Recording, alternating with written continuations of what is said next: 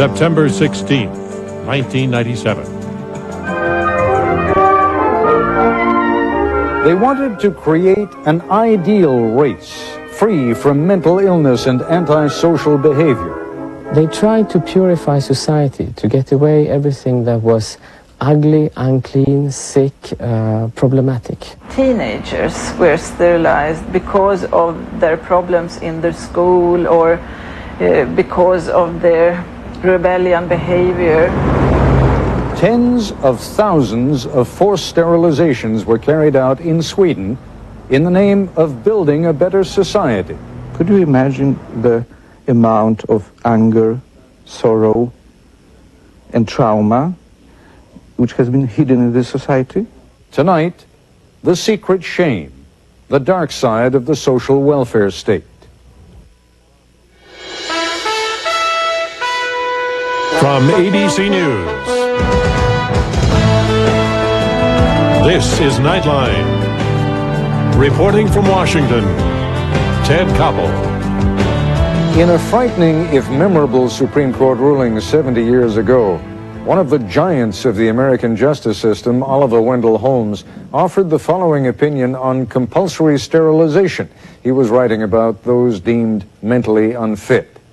3 generations of imbeciles are enough, wrote Holmes in 1927. Indeed, at one point, 31 of these United States had compulsory sterilization laws on the books. By 1937, California alone sterilized nearly 11,000 people against their will or without their knowledge. And as late as the 1970s, Virginia was still imposing sterilization on unwed mothers, prostitutes, petty criminals, and juvenile delinquents. This notion, sometimes referred to as eugenic sterilization, this belief that we can protect or even improve the human race by social engineering, by deciding who should or who should not be permitted to have children, has, it turns out, been fairly widespread. It was carried to its most obscene limits, of course, in Nazi Germany. That we knew. What most of us didn't know was that it was carried out long after the end of the Second World War in a country renowned, as John Lawrence now reports, as one of the most enlightened in the world.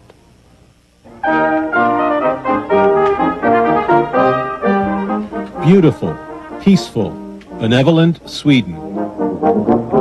People are known for their kindness and generosity to each other, to the less fortunate, to those in need outside Sweden. Its social welfare system was held up as a model for the world, redistributing the nation's wealth to give equality to its 9 million people. To many social democrats, the Swedish model became the symbol for a successful state. Swedes were proud of themselves. We have almost thought that we are the conscience of the world at times. But there is also a dark side to Sweden. Now it is known that for 40 years, between 1935 and 1976, Swedish doctors routinely sterilized tens of thousands of people, mostly poor, mostly young, mostly women. It is a sad chapter on the face of Swedish history. Why am I living? I couldn't get a baby.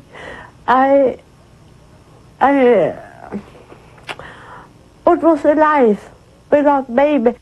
They have said that my head was too small for my body.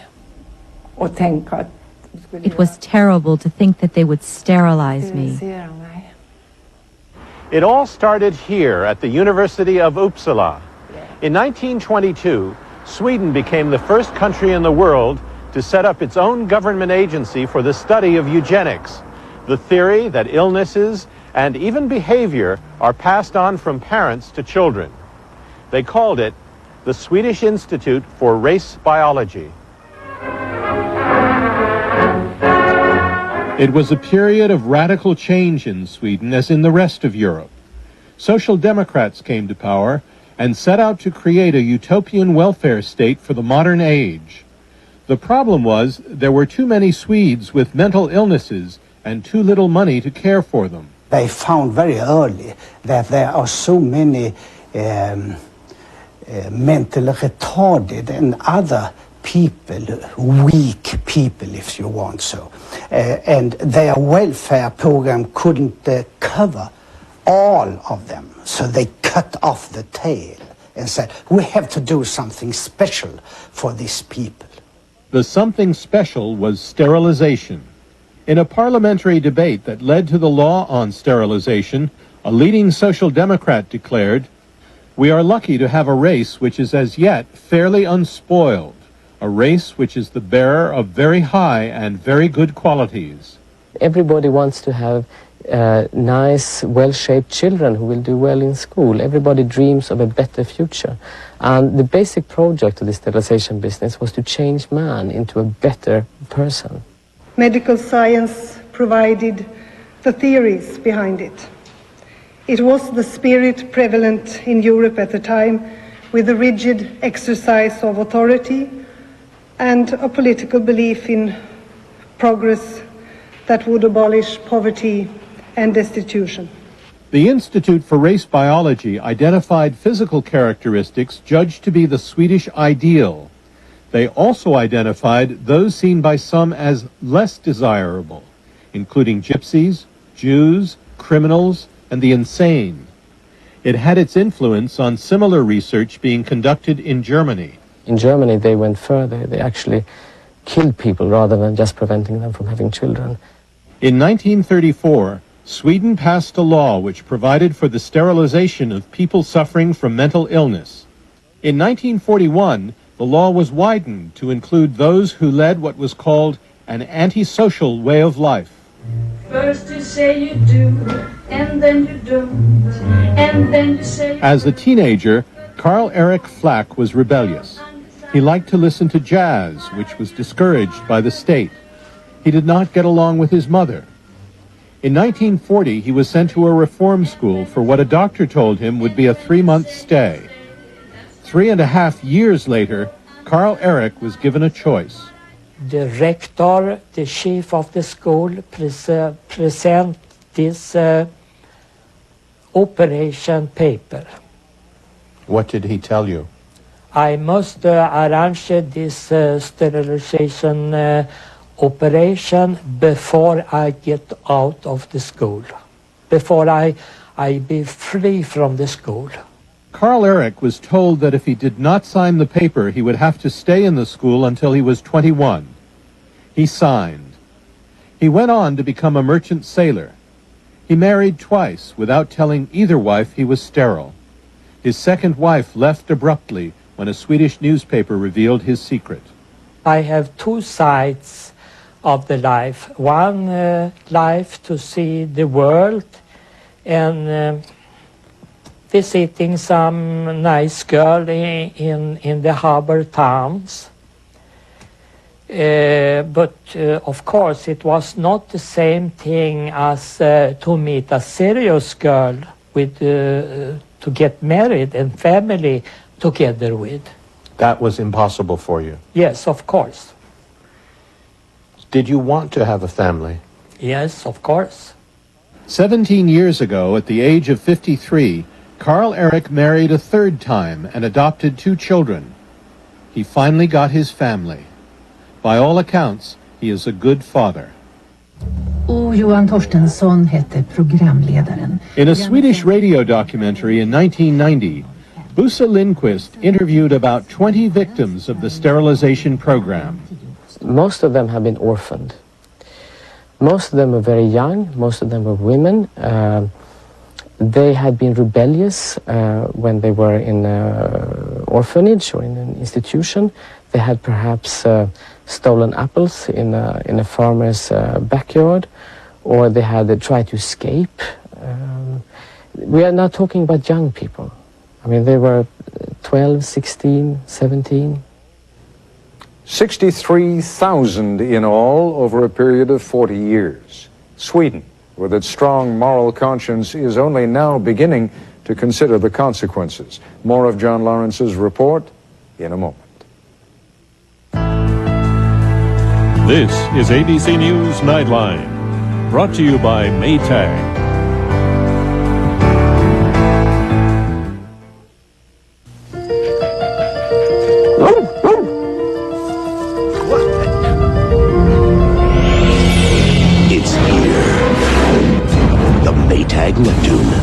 bringing awesome powers of stain removal to Earth with the revolutionary Turbo Clean Wash System for powerful stain removal that's out of this world. They're never gonna believe this. A washer that removes stains. The Maytag Neptune.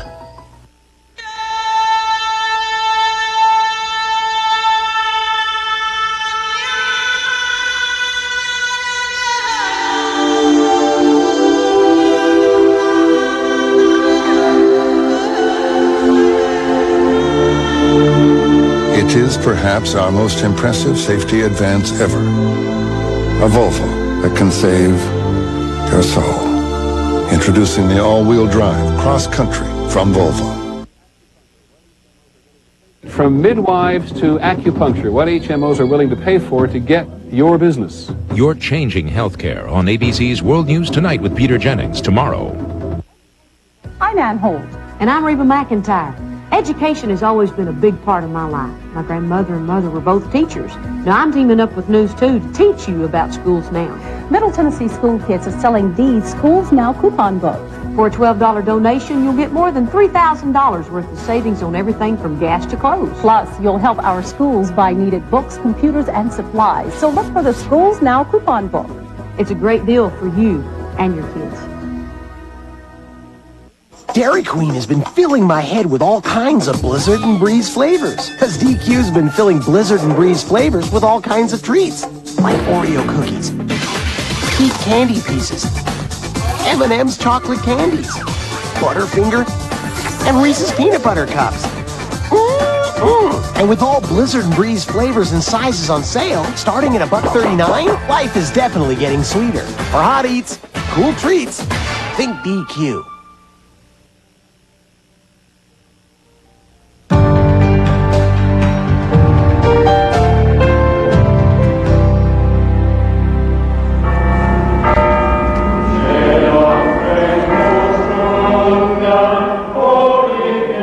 Since the 16th century, the Lutheran Church has been the keeper of Sweden's moral conscience. Through wars, conquests, social upheavals, revolutions, the Church has been a powerful influence on the monarchy and the state. It was guided not only by Christian values, but also by the Swedish tradition of largum, the middle way, sharing equally with others.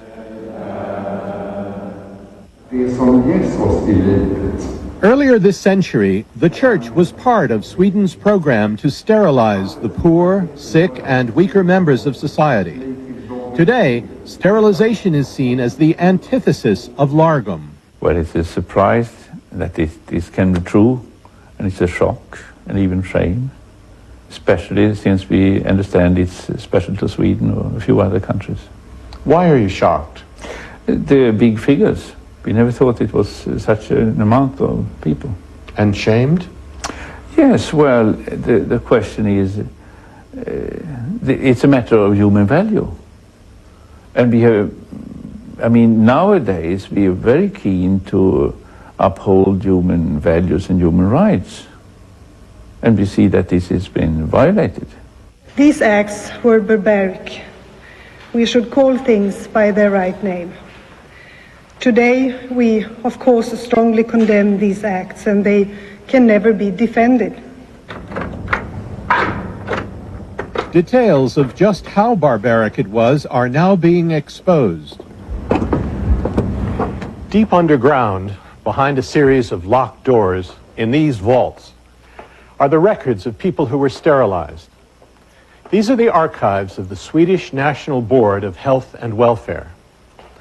Normally, these case histories are secret. People were sterilized for a wide variety of reasons: social, medical, economic. Here's the case history of a 17-year-old girl who had an IQ of 66 and whose father was an alcoholic. She was judged to be possibly mentally retarded, sterilized in 1948 at the age of 17. Here's another case. A young woman, 18 years old, judged to have been sexually promiscuous at the age of 13. She too had a low IQ and was judged to be possibly mentally retarded. For 26 years, Dr. Carl Grunewald was director of the Health Ministry Division which cared for Sweden's mentally ill. He fought the sterilization program even as he supervised it. I remember one of the physicians, typical to that time, he said to me, do you think that I should let him go out and spread his semen over the country? That was the language which physicians used to that time. And I had to tell him, do have your concern with your own semen and not with others. Barbara Lyson became pregnant when she was 20. She was not married. When she saw her doctor, he said she had to have an abortion because she had epilepsy, and she was sterilized. I was in the hospital, and I hid me in the corner, and I was crying heartless. I want to have the baby. And then the doctors came and found me, and they asked me, why are you crying? And I said that I want to have my baby. And they say, nothing to speak about, you have signed the operation due tomorrow. Barbara did not have epilepsy. She went on to marry and make a successful career in nursing, but she felt ashamed she could not have children. My friends talk about the babies, and I haven't anything. Maria Nordin was sent to a reform school at the age of 7 because she was considered to be mentally retarded.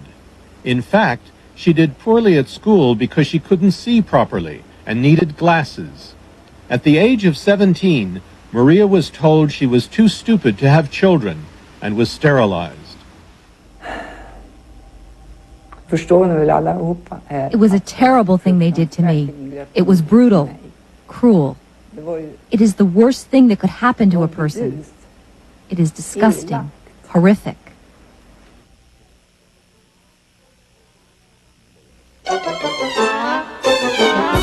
Moen's pull-out faucet.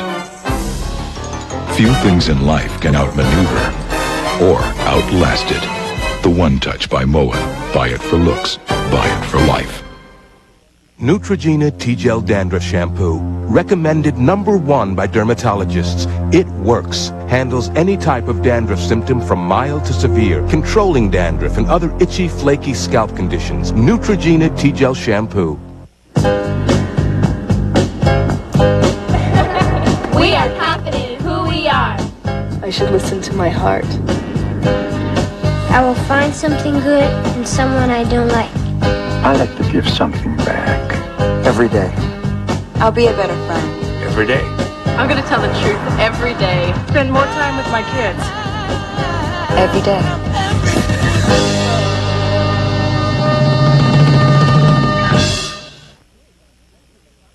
Coming up, a PI pop quiz on sex in the college dorm with Robert Palmer, Bibish Finkel, Gwenday Richardson, and Damon Wayans. Politically Incorrect, coming up on ABC Late Night. The finish line's in sight for the final days of the Pontiac race to the red line. And right now, Sunfire, the real set of wheels you can really afford, is ready for adventure with this great 97 model closeout value. For a limited time, get 2.9% APR GMAC financing or $750 cash back on Sunfire. $750 cash back. There's no tomorrow in this race, so drive home your winner now. See your local Pontiac dealer today.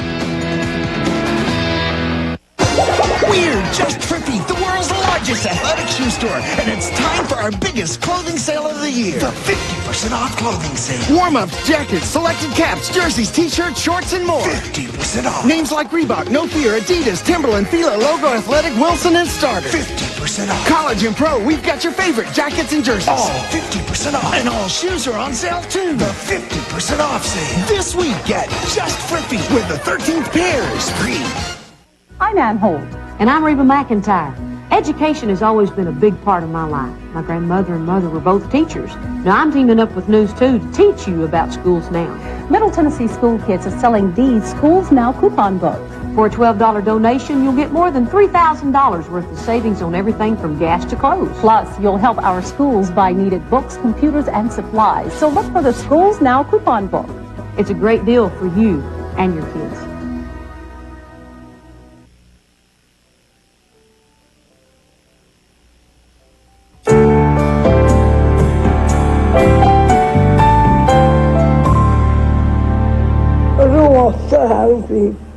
Sweden's sterilization program was designed to reduce the number of mentally ill and retarded. At the Green Lily gift shop in Stockholm, where handicrafts made by the mentally retarded are sold, news of the program was received with astonishment. I think it's very shocking to hear about it and to read about it. And I wish it would never had happened in Sweden. Lots of persons, and that in those days were regarded as mentally retarded, wouldn't be regarded, diagnosed the same way today. Could these people who were sterilized have had families? Yes, some of them, and perhaps many of them. The number of people classified as mentally retarded in Sweden has declined significantly since the start of the sterilization program. You see, here is the number of mentally retarded in Sweden 1930. And here you have 1940, 50, 60, 1990. Here you can see how it declined, fell down dramatically, down to 1/5 of what we had to that time. Why? Because that we started to be a rich country. We didn't have any more poor people.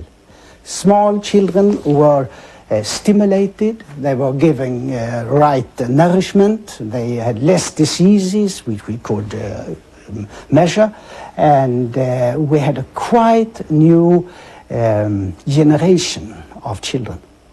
All this research about the heredity of mental retardation, that was wrong, that was a bluff. Mechi Zaremba is the reporter who brought the story to the world's attention. People who had been sterilized were absolutely silent. They were so ashamed of the fact that they have been treated as, or classified as inferior people, that even their relatives were ignorant of what happened. But there are no therapy programs yet, no support groups, no institutions to help the victims. If they want, they should have been able to understand themselves and the society to that time when it happened. Can Sweden ever make it up to them? No, this can never be undone. And joining us now, correspondent John Lawrence. What is so mind-boggling about this, John, is we're talking about the Swedes here. We're not talking about a bunch of fascists in World War II Germany, and yet this happened in this paradise of social engineering. It did, and it has astonished the Swedes as much as anyone else outside the country. And it doesn't make sense for a country with such a history of humanitarian giving and caring to do the worst thing possible to those most in need in its own society. What's it going to do now, it being the government of Sweden, for those who were mistreated this way or mishandled this way? They're doing what governments usually do. They've appointed a commission to study it. This will take at least 18 months before a report is ready. All the experts have been appointed, but what they seem to be pointing toward is compensation for those victims who are still alive. They have given a little bit of money, very small amounts, up to $5,000 to a few of the victims. But until now, the government has resisted paying any compensation because they haven't been willing to admit that they did anything wrong. The reporting of this story in Sweden has in some respects been a little bit like the lancing of a boil. Now it turns out it happened all over Europe. May still be happening to this day. Particularly in Austria, whose government has admitted that sterilizations, involuntary sterilizations, have been carried out unto the present. In France, there's a history of this up until recently. In Denmark, in Norway. and in Switzerland, where you wouldn't expect this to be happening, all seem to have a history, although not on the scale as in Sweden. Is there a sense in Sweden among people? I mean, I'm assuming that there are call-in radio shows there as there are here, of shame, of, well, it's all gone and done with. What is the public reaction to this? Shame is one of the many mixed emotions that people have felt. A certain sense of guilt that this could happen in Sweden, a great deal of shock and surprise. Even though it has been generally known, people haven't been willing to engage in the public debate that's now going on in Sweden about whether this was right or wrong. And is anybody left at all who maintains that maybe the sterilization did in fact have some impact on lowering that tremendous curve in mental illness? If there are, we didn't meet them or read or hear about them. Most people are simply disgusted by what happened, at the ruining of so many people's lives for what they believe was ostensibly a humanitarian purpose. But again, Sweden is divided on that issue too. John Lawrence, thanks very much indeed. And I'll be back in a moment.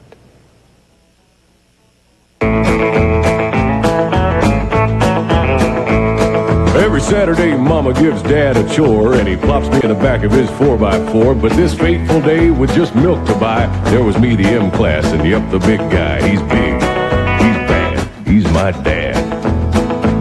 My dad. Well, the journey got rough. There was rain and sleet, with some mean old truckers out hogging the street. Then a big bad bully cut us off on a whim. No sweat, 'cause Dad swerved right around him. He's big, he's bad, he's my dad. Big and bad, my dad. And now the road is tough, and that's for sure. But sitting back here, I feel mighty secure. And why do I love him with all my affection? He bought the M class for my protection. He's big, he's bad, he's my big bad dad. Introducing the M class with more safety systems than any 4x4. We were on vacation. Oh, your sunglasses. When we realized we were sitting on a gold mine. Rubber sunglasses. Too bad none of the stores saw it that way. So, any more bright ideas? Actually, yes. Our own website. And before we knew it, we were selling shades to everyone under the sun. Open a storefront on the internet with the most powerful network in the world. Mandalay Entertainment presents Brad Pitt in the story of a man who pushed himself beyond all borders. Get down!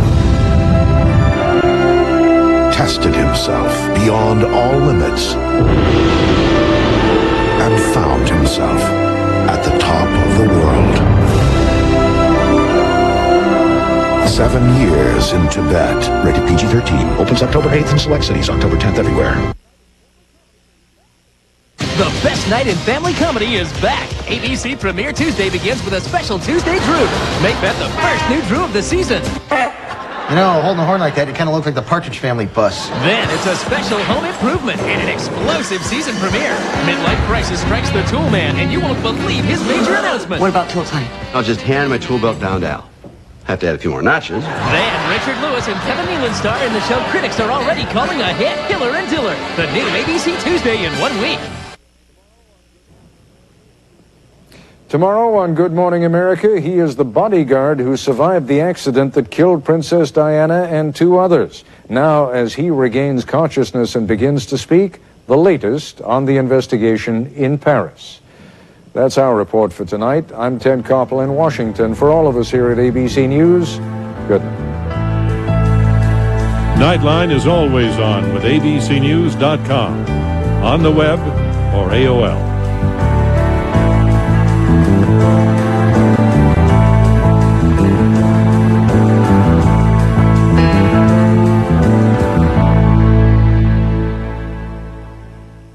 Nightline has been a presentation of ABC News. More Americans get their news from ABC News than from any other source. ABC News, now always on. When you're called the best new show of the season, what more is there to say? Plenty. Everyone's talking about Nothing Sacred, premiering Thursday on ABC.